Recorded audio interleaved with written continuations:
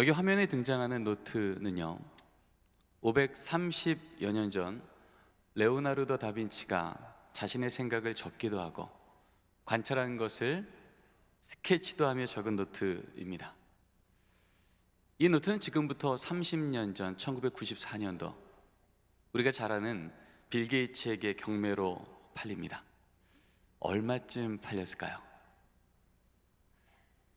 당시 3천만 달러에 팔리게 됩니다. 환율로 계산하면 대략 350억 정도 됩니다. 40페이지가 채 되지 않는 이 노트가 왜 이렇게 비싼 값에 팔렸을까요? 종이 질이 너무 좋아서요? 그 안에 적힌 내용이 엄청난 비밀을 담고 있어서요? 그렇진 않은 것 같습니다. 종이 질로 치자면 오늘날 노트에 비해 함량 미달입니다. 그리고 그린 이 스케치를 보면 어떤 면은 너무 색이 바래서 거의 보이지도 않습니다. 그런데 이 노트가 그렇게 값비싼 이유는 딱 한 가지죠. 이 노트를 기록한 자가 레오나르도 다빈치였기 때문에. 작품은요, 그것을 그린 화가의 가치만큼 값이 매겨지는 것입니다. 만약 지금 저희 손에 500년 전에요, 미켈란젤로가 천지창조를 그릴 때 썼던 붓이 있다고 생각해 볼까요? 만약 이 붓을 경매에 내놓으면 얼마쯤 하겠습니까? 아마도 천문학적인 값이 매겨질 거예요. 왜요? 이 붓을 사용했던 자가 누구라고요? 미켈란젤로였기 때문에. 바로 그 화가의 가치만큼 이 붓은 여전히 존귀해지는 거예요. 오늘 예배로 모인 우리 모두는요, 하나님께서 오늘도 이 땅 위에, 우리 가정 위에, 우리 자녀의 삶 위에 하나님의 나라의 그림을 그릴 때 하나님이 쓰시는 복음의 붓인 줄 믿습니다. 그러기에 우리의 인생, 하나님의 나라를 위한 복음의 붓으로 쓰임받는 한 우리의 인생은요, 우리의 어떠함으로 결판나지 않고요, 우리를 들어 쓰시는 하나님의 존귀한 만큼, 가치만큼 하나님께서 기뻐 사용하시는 줄 믿습니다. 오늘 말씀에도요, 자신의 인생을 하나님 안에서 새롭게 발견한 한 사람의 이야기가 나옵니다. 아브라함입니다. 오늘 읽은 창세기 17장 말씀은요, 아브라함을 하나님께서 부르신 지 24년째입니다. 우리가 잘 아는 대로 창세기 12장에서 하나님이 아브라함을 75세 때 부르세요. 그리고 말씀하십니다. 아브라함아, 내가 너를 통하여 큰 민족을 이뤄줄게. 너에게 복의 자녀를 주어 믿음의 명문 가문 세우겠다. 그러니 내가 내게 지시한 땅으로 가거라. 그래서 지금 이 땅에 와서 산 지 24년째입니다. 그런데 어찌된 일인지 하나님은 아브라함에게 약속하신 믿음의 다음 세대를 24년째 주지 않으십니다. 혹시나 하나님이 그 약속 잊으신 겁니까? 이 질문에 대한 대답이요, 오늘 우리에게 주시는 첫 번째 메시지입니다. 우리 같이 한번 읽겠습니다. 하나님은 신앙의 부모 세대를 통해 믿음의 다음 세대를 세워 가십니다. 이어서 읽겠습니다. 아브라함이 99세 때에 여호와께서 아브라함에게 나타나서 그에게 이르시되 나는 전능한 하나님이라 너는 내 앞에서 행하여 완전하라. 가나안 땅에 온 지 24년 만에 하나님은 아브라함 앞에 나타나셔서 이렇게 말씀하시는 거예요. 나는 전능한 하나님이라. 하나님께서 지금 이것부터 분명히 하자는 겁니다. 아브라함아, 나 전능해.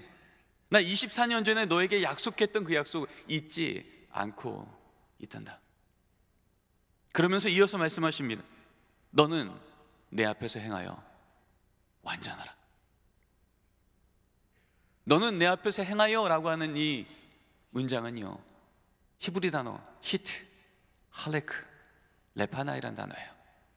근데 이 단어를 한국말로 조금 더 의역하면 이런 뜻이에요. 너는 너의 삶을 내 얼굴 앞으로 들고 나와, 이런 뜻이에요.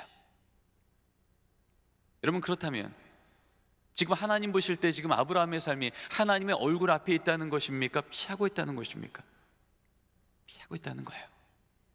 세상 사람들이 볼 때는요, 하나님 때문에 친족 아비집 버리고 24년째 여기 와서 살고 있으니 얼마나 구별됐습니까? 얼마나 거룩한 인생이에요. 근데 적어도 하나님 보실 때는요, 지금 아브라함의 삶이 하나님의 얼굴 앞에 있지 않더라는 겁니다. 사실 이 말씀 바로 앞절에 하나님은 아브라함의 삶을 이렇게 기록하십니다. 하갈이 아브라함에게 이스마엘을 낳을 때 아브라함이 86세였더라. 지금 하나님 물으시는 거예요. 아브라함아, 너에게 자녀의 문제가 그렇게 중요하다면서 너 13년 전에 이스마엘 만들어낼 때 그 자녀의 문제 나랑 상의한 거 맞냐? 나 만나기 전에 저 메소포타미아 땅에 있을 때 네가 살던 삶의 방식대로, 네 손으로 우상 빚어 살던 그 인생대로 네 손으로 빚어 네 자녀 길러낸 거 아니냐? 그랬더니 성경은 기록합니다. 아브라함이 하나님 앞에 엎드러졌다고요.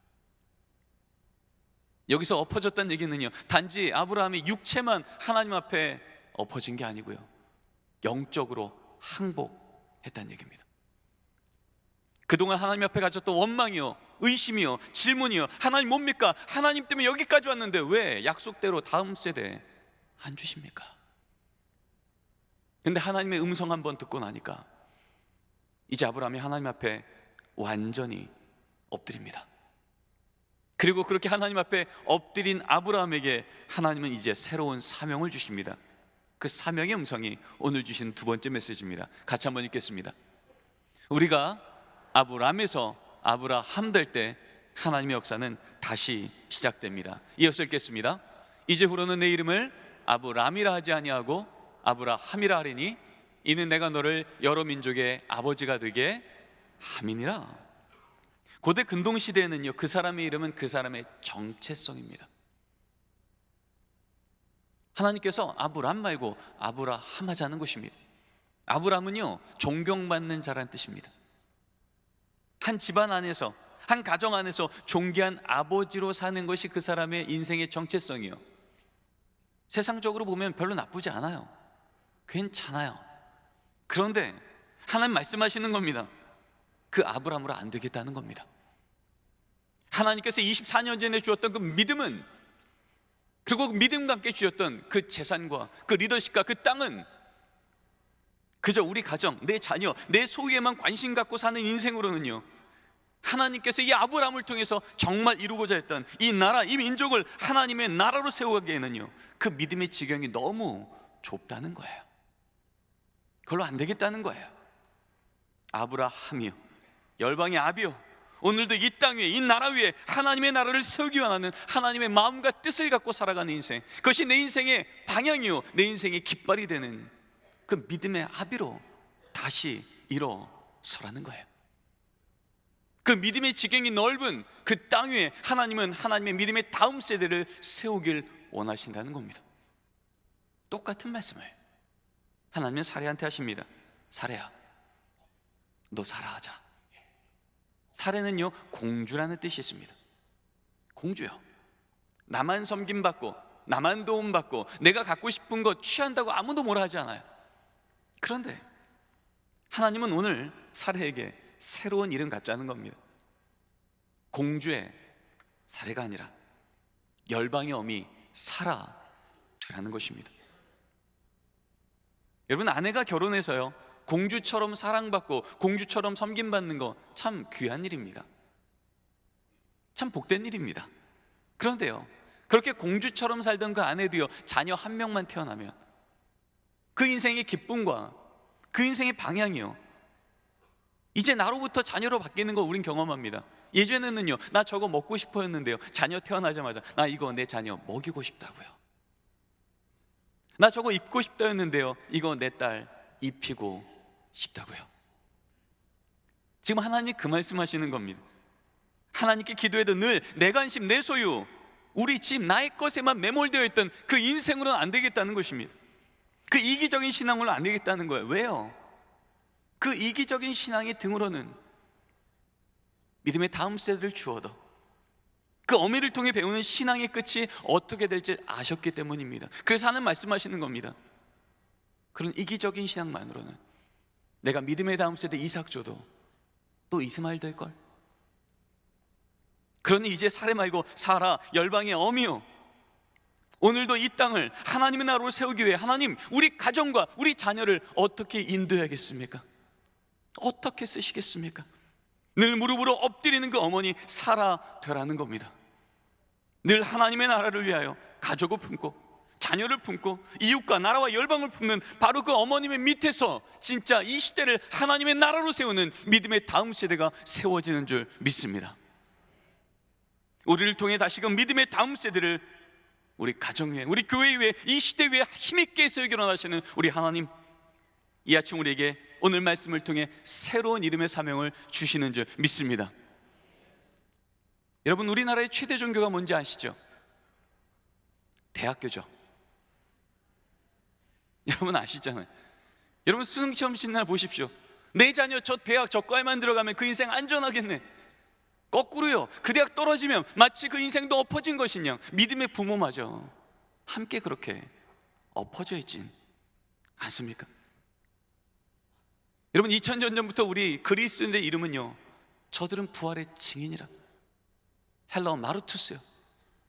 여러분 이 단어는 순교자라는 단어, 마털이라는 단어와 어원이 똑같은 단어예요. 한마디로 내 인생의 주인은 예수라고 말하는데 세상이 다른 얘기예요. 목숨 걸었다는 겁니다.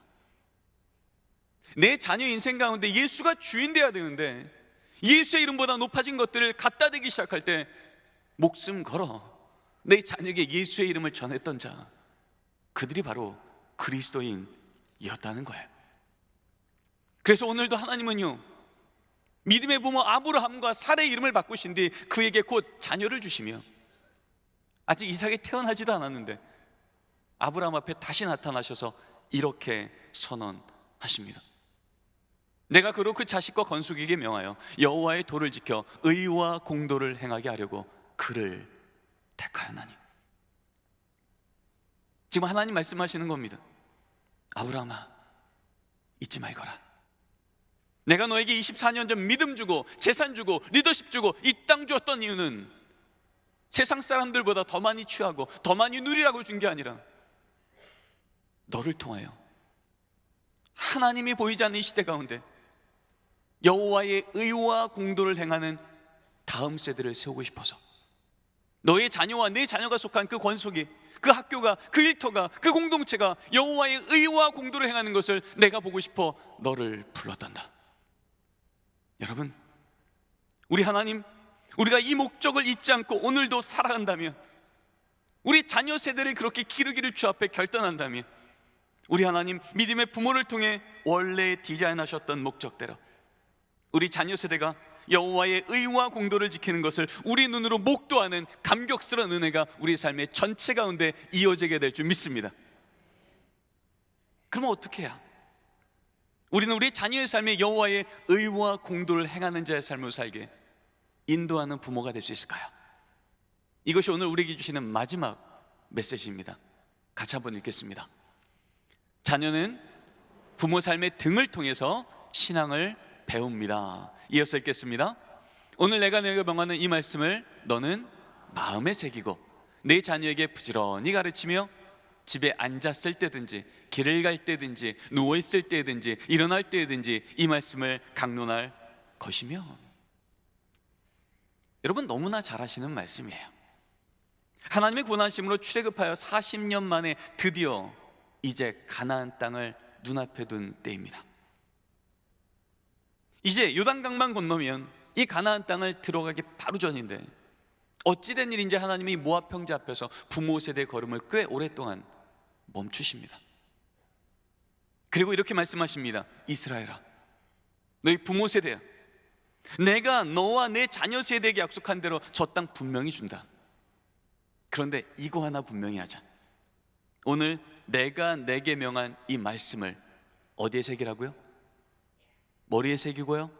아니요, 마음에 새기고. 여러분, 이 마음이라고 하는 히브리 단어 레바브는요, 중심이란 뜻입니다. 우선순위란 얘기입니다. 내 눈앞에서 바로의 무릎을 꿇리시고 홍해를 마른 땅처럼 건너가게 하시고 눈만 들면 구름기둥 불기둥을 보게 하사 하나님이 나와 늘 함께하는 것을 경험하게 하시는 이 부모 세대에게, 누가 뭐래도 하나님은 내게 살아있는 하나님이라고 고백하는 이 부모 세대에게 우리 하나님께서 말씀하시는 거예요. 그 언약, 그 말씀, 하나님이 내게 어떤 분이었는지를요 우리의 마음에 새겨, 삶의 우선순위에 새겨 자녀에게 드러내라는 거예요. 어떻게 해요? 앉았을 때든지 일어날 때든지 길을 갈 때든지요. 위기가 오면 무릎 꿇어 기도하는 우선순위를 우리 자녀에게 보이고, 감사한 일이 생기면 그만치 않고 가족이 모여 하나님을 찬양하는 찬양 소리를 우선적으로 드러내는 가정.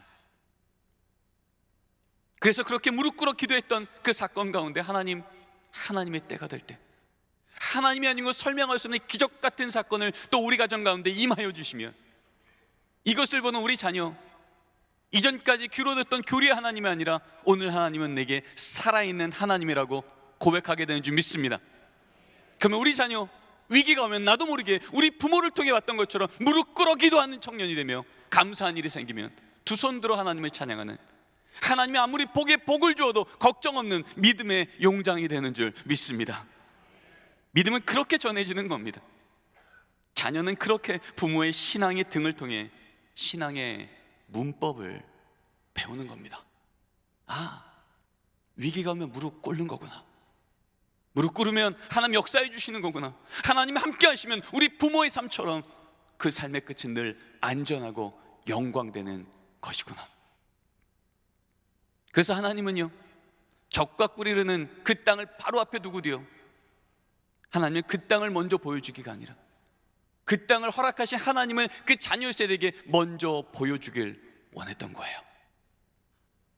왜냐하면 우리 자녀, 하나님 없이 그 좋은 땅 들어가면, 그 좋은 대학 들어가면, 그 좋은 직장 들어가면 그 좋은 거 조금 더 뺏겠다고, 갖겠다고 형제끼리 싸우고 민족끼리 싸우고, 그 하나님이 주신 복이 또 다른 우상 될 거라 하셨기에 하나님은요, 너희 부모 세대가 400년간 하나님을 잃어버리고 노예로 살던 삶을 너희 자녀는 그렇게 살면 안 되겠다.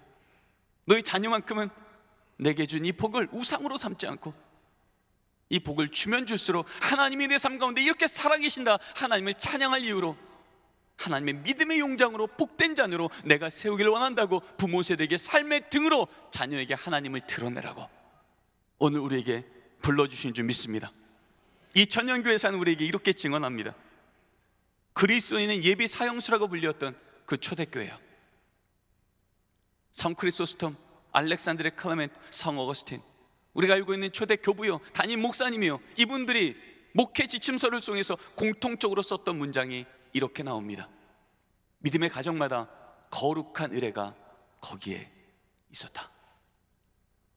거룩한 의례요, 구별되어진 삶의 패턴이요, 예수 믿지 않는 집안은 도대체 보이지 않지만 예수 믿는 집안은 늘 보여지는 그 삶의 패턴이요, 정기적으로 가족이 모여 하나님 말씀을 읽으며 기도를 하며 하나님을 찬양하는 바로 그 의례가 있었다는 거예요.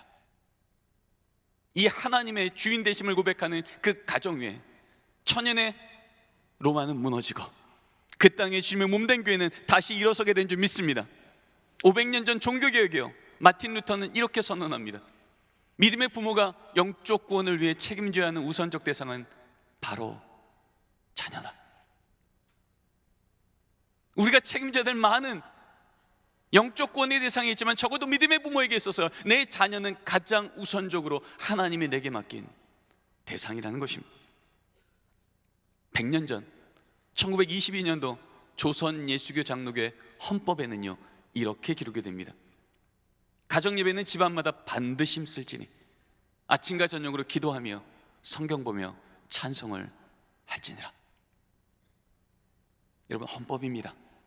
매일이건 일주일에 한 번이건 가정이 모여 하나님을 기억하고 감사하는 이 가정예배 사건이 세워지는 그 자리에서 하나님의 이름보다 높아졌던 우상들은 곧 무너지며 하나님의 나라가 현재형으로 거기 임하게 되는 줄 믿습니다.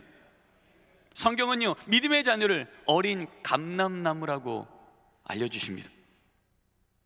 이 그림은 감람산에 있는 감람나무의 사진입니다. 학자들은 이 나무가 약 2000살쯤 됐을 거라고 말합니다. 아마도 예수님께서 2000년 전 감람산에 올랐을 때 거기 있지 않았을까라고 예측하기도 합니다. 그런데 이 나무의 특징은요 딱 절반을 중심으로 아래는 오래된 뿌리 깊은 나무입니다. 근데 그 중간부터 그 위로는요, 그 뿌리 깊은 오래된 나무로부터 줄기가 올라와 어린 푸른 감람나무가 무성합니다. 어린 감람나무는요, 스스로 뿌리를 땅에 박아서 자라는 게 아니었고요, 깊은 뿌리를 오래된 그 나무로부터 그 줄기가 올라와서 자라는 거였어요. 믿음의 가정에서 자라는 우리 자녀들의 믿음은요, 부모의 믿음의 뿌리를 통해 오늘도 신앙의 생수와 영양분을 통해 자라나는 줄 믿습니다. 그러기에 세상이 가물수록, 세상이 어두울수록 하나님은요, 믿음의 깊은 뿌리를 가진 부모 세대를 깨우사 그들을 통하여 더욱더 믿음의 생명수로 힘있게 우리 자녀에게 공급하라고, 들려주라고. 믿음은 들음에서 난다고 했는데 세상에서 들을 수 없는 그 하나님의 이야기를 집에서부터, 가정에서부터 정기적으로 듣게 하라고 말씀하시는 거예요. 비록 지금 우리 다음 세대가 3.8% 미전도 종족으로 바닥치고 있다는 얘기를 많이 들어왔습니다. 그럼에도 불구하고 우리에게 여전히 소망이 있는 건요, 여러분 아시죠? 아무리 오염된 물도 바다를 만나면 정화됩니다. 아무리 오염된 공기도 대기를 만나면 정화됩니다. 그것의 근원이 거기에 있기에, 아무리 우리 다음 세대가 미전도 종족으로 바닥치고 무너진 것처럼 보여도요, 그들의 근원 되시는 예수님을 다시 만난다면 그들은 다시금 살아나 이 시대를 부흥의 세대로, 하나님의 생명의 바다로 바꿔낼 줄 믿습니다. 여러분, 그것은 어쩌다 우연히 생기는 게 아니라 오늘의 말씀의 명령대로 순종하는 부모 세대를 통해 주님은 언약대로 그렇게 우리 가정 가운데 주님의 다음 세대를 다시금 일으켜 주시는 거예요. 1907년도 평양 대봉운동이요, 전 세계가 깜짝 놀랐던 동방의 예루살렘이 섰다고 말했던 바로 그 시대예요. 여러분, 그 당시에 예수 믿는 사람이 이 나라에 1%가 안 됐었습니다. 1919년도요, 태화관에서 독립선언문을 낭독할 때 33인 중에 절반이 기독교인이었습니다. 그때도요, 예수 믿는 자가 1.3%밖에 되지 않았어요. 교회가 많아서가 아니었고 기독교인의 숫자가 많아서가 아니라 100명 중에도 99명이 예수 믿지 않는 세대 속에서도요, 세상보다 크신 하나님을 이 심장에 품고 살아갔던 믿음의 뿌리가 깊었던 그 믿음의 부모 세대를 통해 하나님이 그 땅 위에 주님의 강력한 역사를 이루셨고 빼앗겼던 날 되찾게 하시며 주님의 몸된 교회를 세워가신 줄 믿습니다. 오늘은 성령 강림 주일입니다. 2000년 전 메마른 땅 위에 주님의 몸된 교회를 세우셨던 그 놀라운 역사의 성령의 강림 사건이 오늘 이곳에 동일하게 임하시는 줄 믿습니다. 성령님께서 임하실 때 우리에게 이렇게 선언하셨습니다. 하나님이 말씀하시기를 말세에 내가 내 영을 모든 육체에 부어주리니 너희 자녀들은 예언할 것이요 너희 젊은이들은 환상을 보고 너희 늙은이들은 꿈을 꾸리라. 여러분, 하나님께서 이 땅에 교회를 세우셨던 그때부터 약속하시기를 모든 육체에게 하나님의 영을 부어주기로 작정한 줄 믿습니다. 우리는 기억합니다. 1968년도 멕시코 올림픽, 탄자니아의 마라톤 선수요, 존 아쿠아리아. 그는 마라톤이 시작되자마자 넘어집니다. 다리가 부러집니다. 그런데 그 부러진 다리로 마라톤을 끝까지 완주합니다. 그리고 역사는 1968년도 올림픽 마라톤을요 1위로 들어온 선수를 기억하지 않고 맨 마지막으로 완주한 존 와쿠아리 선수를 기억합니다. 많은 기자들이 기다렸다 물었습니다. 아니, 당신은 어떻게 부러진 다리로 이 경기를 뛰었습니까? 1위를 할 수 없는 걸 뻔히 아는데도 왜 끝까지 뛰었습니까? 그때 그는 이렇게 대답합니다. 나의 나라가 저를 5,000마일 떨어진 이곳까지 보내준 것, 출발선에서 출발하라고 보낸 것이 아니라 끝까지 경기를 완주하라고 보낸 겁니다. 이 아침 하나님은요 우리에게 동일하게 말씀하십니다. 하나님께서 우리에게 오늘도 삶의 경주를 주신 이유는, 오늘도 우리에게 삶의 걸음을 계속 걸어가게 하시는 그 이유는 끝까지 완주하라고요. 그래서 이 믿음의 경주, 이 믿음의 바통을 우리 다음 세대에게 힘있게 넘겨주라고요, 그때까지 걸어가라고 우리에게 불러주신 거예요. 소망키는요 한소망교회 모든 성도님들 가정마다 이 믿음의 완주를 삶의 등으로 우리 자녀 세대에게 넘겨주기까지 걸어내시기를 바랍니다. 그렇게 걷는 동안 우리가 경험했던 이 믿음의 경주가 얼마나 아름다운지, 이 믿음의 경주가 얼마나 영광스러운지 우리 자녀 세대에게 신앙의 유산으로 들려주면, 우리는 떠나도 영원히 남아있을 하나님의 그 신앙의 유산이 우리 자녀 세대들이 끝까지 붙들며 하나님의 영광을 드러내는 진정한 믿음의 명문 가문을 세우는 아름다운 걸음을 걸어내시기를 축복합니다.